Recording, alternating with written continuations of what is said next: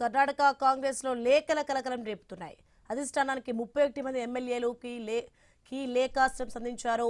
ఈ లేఖాస్త్రంతో కాంగ్రెస్ అధిష్టానం ఉలిక్కిపడింది.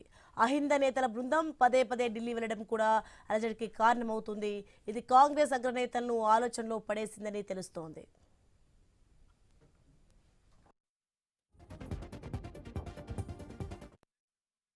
కాంగ్రెస్ అధిష్టానానికి ఇది అసలు సిసలైన సవాల్గా చెప్తున్నారు. సీఎం మంత్రులు అందుబాటులో లేరని కొత్తగా ఎన్నికైన ఎమ్మెల్యేలు చెప్తున్నారు. వారు డోలాయమానంలో ఉన్నారు. ఏకకాలంలో రాహుల్తో పాటు డీకే వరకు అందరికీ లేఖలు రాశారు. ఇక ఏడాదిన్నరగా తమను ఎవరూ పట్టించుకోవడం లేదని లేఖలో వెల్లడించారు ఎమ్మెల్యేలు.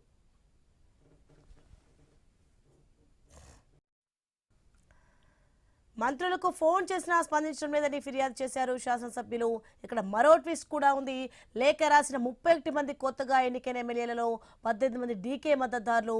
ఇక అయితే డీకేకు చెక్ పెట్టేందుకు సీఎం సిద్ధు సైతం పావులు కదుపుతున్నట్లు తెలుస్తోంది. దళిత సీఎం వస్త్రాన్ని బయటకు తీశారు. ఈ క్రమంలో పరమేశ్వర పేరుపై కాంగ్రెస్ వర్గాల్లో విస్తృతంగా చర్చ నడుస్తోంది.